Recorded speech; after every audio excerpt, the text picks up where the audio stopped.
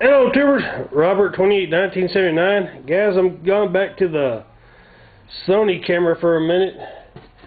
I gotta find my new camera. Ain't been able to find it. But this is just an update video on the Sandrail, or rail buggy, whatever y'all want to call it.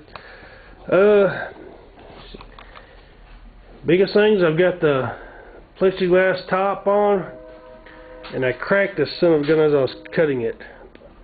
So I drilled some holes and spots to kind of help stop the cracking, and I'll come back in with some epoxy and re-epoxy it. It cracked here, cracked right there, and it cracked a little bit here in this corner, which, damn light. You can see there. It cracked a little bit, which I ain't worried about it. Oh, no, it cracked in that corner too. But I can care less. It's just there, more or less just to keep as much sand, dirt, and dust off you as possible. That's all it's for.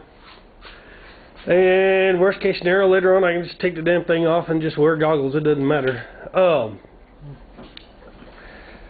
Let's see. Let's go around back here to the back. This thing, it's going to be a little bit of a shaky video because I'm trying to hold this thing and I don't have it. But y'all can see I started doing all the wiring. I've got everything wired in. Yes, it is wire tied to the carburetor, which I ain't worried about that. If I have any kind of a ground issue and melt wires, I did something totally different here. Yeah, move this cooler out of the way. You can see the wire runs to the box. That is a 30 amp inline fuse on the main power in. If I have any grounding, it'll blow that fuse and kill all power, and not have to worry about it fires. These red wires you see sticking up, those are fed out of the box from up there. So I'll see if I can just zoom you in here. The key switch, it does turn over with the key now. Everything's set up. Like I said, the red wires coming out are going to be, sorry about that. Come up right here, what they're going to be is the power outs for all my lights.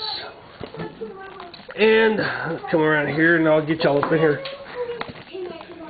Everything is going to have an inline fuse. That's a fuse for, it's going to be for the fuel pump. Each one of these red wires that's coming out, like I said, are going to be for lights. Each one will go to this block here for power, and this is a distribution block, which the video quality is not going to be good on this video because this old camera is crappy. But it'll have an inline fuse for each one, and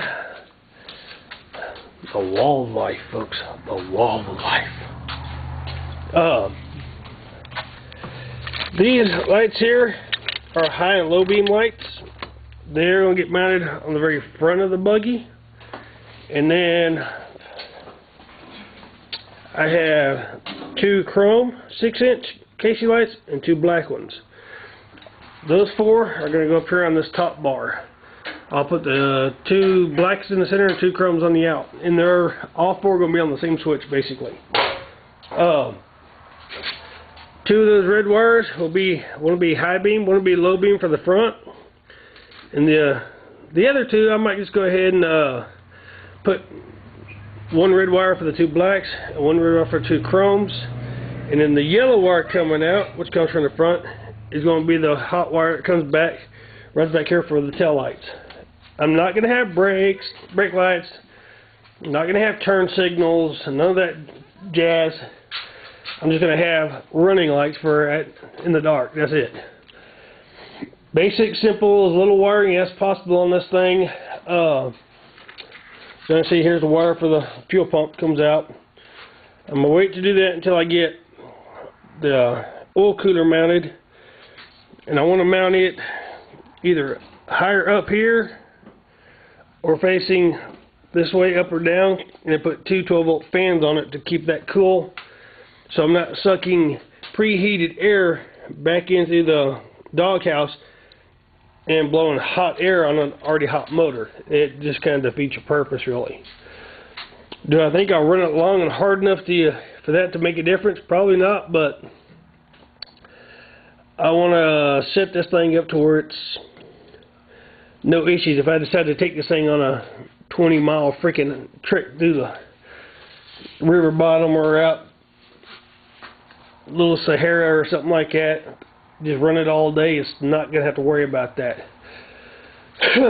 Other thing is I'm looking for another fuel tank. That's what came with this thing. It's a 5-gallon keg. And the issue I have with it, there's no filler neck and no fuel cap. No way to cap that thing off to keep the gas from splashing out, other than getting a big rubber plug and tighten it down, which is kind of retarded. And if I'm going to be taking this thing out, I'd really have a 10-gallon tank, so I know I have enough fuel to make it through the whole day. So, oil filter is going to get remounted. It was on, if y'all remember the other video, my last video, there was a bar come up, which is actually right there in that front tire. The oil filter mounted. That problem is it was right over the intake. And when you change the oil and stuff, I don't want to drip oil everywhere. So I'm going to remount this guy back here in this area. I'm going to buy a new hose, lengthen these hoses on the cooler, shorten the hoses off for the filter so I can turn it and set it the way I want. Then I'll have the 10-gallon fuel cell going across here. It has to be close to the battery, but what can you do? Basically try to get this thing buttoned up as soon as I can. I was thinking about selling it, but I think I'm just going to go ahead and keep it.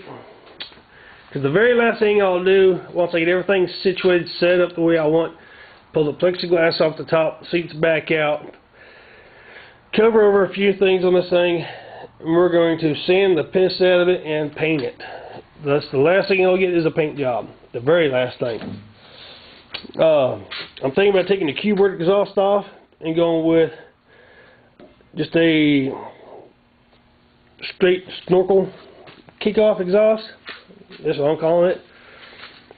I really go with a straight out exhaust versus the Q-Word, because if you ever wheelie this thing, I mean, you're gonna have enough coming out, you're not gonna worry about it. But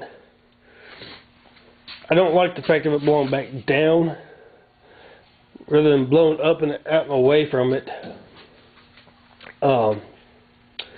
Took the doghouse off, painted it up, didn't do a good job on it, just did a quick paint job with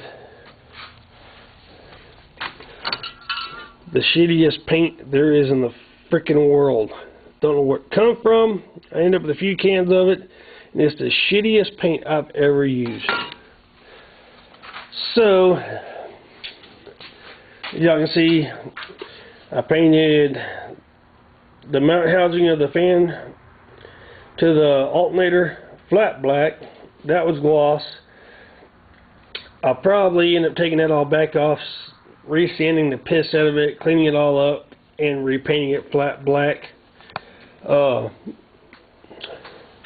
Cleaned up the alternator just a little bit around the front. I want to get all this red overspray off everything. Eventually what I want to do is when I get ready to paint this, I'm going to pull the motor out and everything. When I do that, I'm going to buy a seal kit and reseal this thing. As you see, it leaks oil. There's oil on the floor. I want to reseal it. Sand all the tins down. Repaint those, clean those all up. Clean the valve covers off. Get all the overspray off of them. Spiff them up just like I did this guy.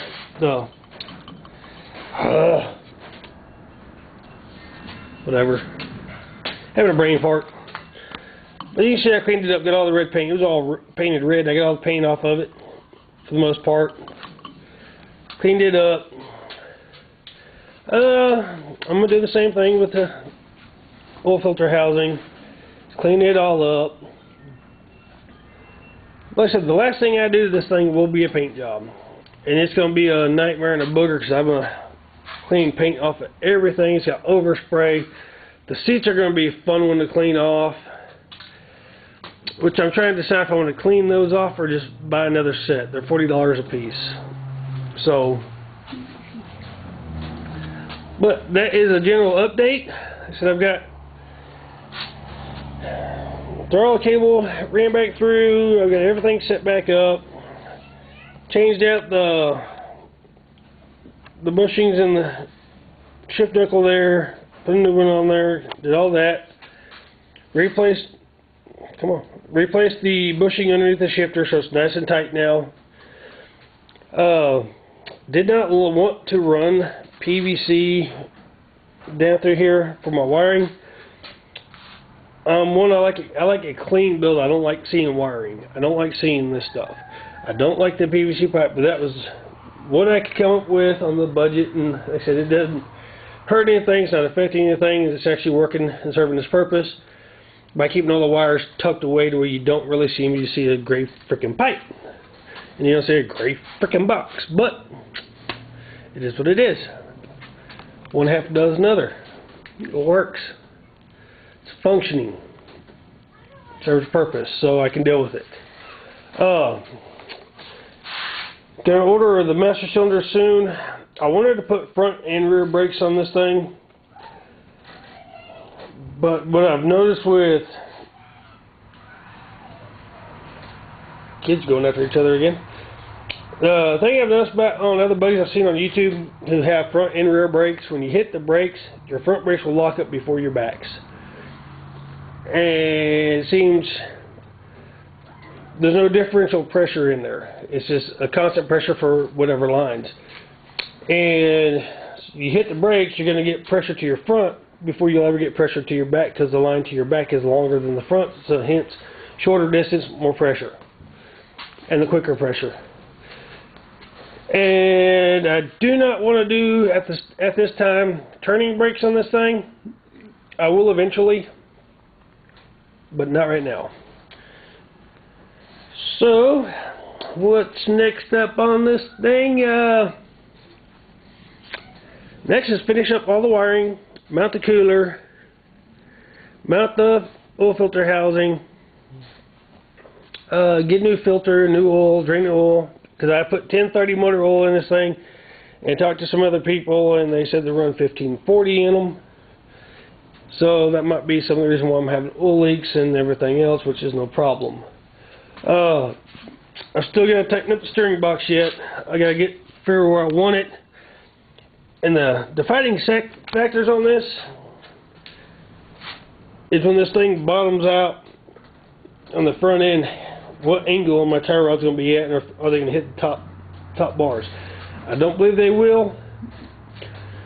And then I'm going to weld in a pipe across here and tie it back, because I'm going to weld in another pipe under here, like I was talking about. And then take two pipes, run up and tie into it, and that'll help support everything versus going at angles. I'll just do it simple. I'm going to get that done, put the bottom floor pan back up, bolt it back on, and that sheet of aluminum is going to go up here in the front. While I'm going with aluminum over steel, it's just going to be the very front. It's not going to see very much bottoming out on the front end. So most of your bottoming out over sand is going to happen right about in here, from here back. So the aluminum should be alright. If not the aluminum, I've got some galvanized sheeting outside. I can put galvanized sheeting on the bottom. And then I'm even thinking about coming up off of here, going down, all the way down across, and making like a hood for this thing. I've got the material, why not do it? Just only issue is I'm going to have to run a bar or pipe or something from here all the way down to the front, and then adjust my steering to where it kind of sits underneath it, or just has very minimal clearance, and then have a hood over here to where you ain't got to worry about, you know, ton of sand and crap or whatever going off inside there. And everything will be completely, it'll go all the way across up here at the base of this windshield, and then down. I'm just saying, because I'm not one, I don't like getting muddy, I don't like getting dirty, and I hate it. I hate dirt and mud, I hate getting dirty. I even talked about putting freaking fenders on the ass end of this buggy, so don't sling a bunch of shit on you. But instead of doing that, what I may do is come off of this bar, come out like maybe a 4-inch or something, had it laying right here, and just come up like a skirting, like a flat fender, like on a Jeep, and it faded off, and that'll give a little bit extra coverage here, so it don't throw as much crap over onto you as you're riding, which I don't see that being a big problem anyway. So, oh man, But that's where I'm at on this so far. That's where I've gotten to. It's just an update. Like I said, I'm going to do a few more updates as I go on this. Probably not a whole bunch. I'm not going to put a video a day up like some people. I've thought about it, but you know what? I don't have enough going on. Right now, this is my slow season with my business, so that's why you're getting several videos. I'll be having some videos coming up on the Jeep as well. I got a few things I want to do to that.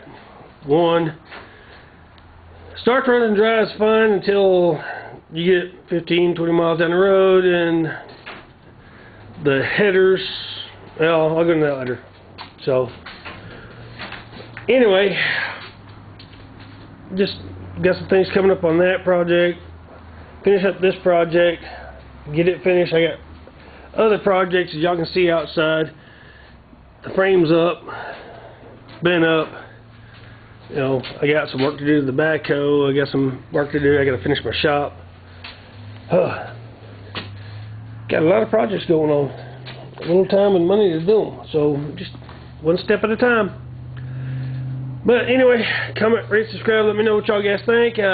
Like the video, hit the like button. Subscribe. Leave your comments down below. Let me know what y'all guys think.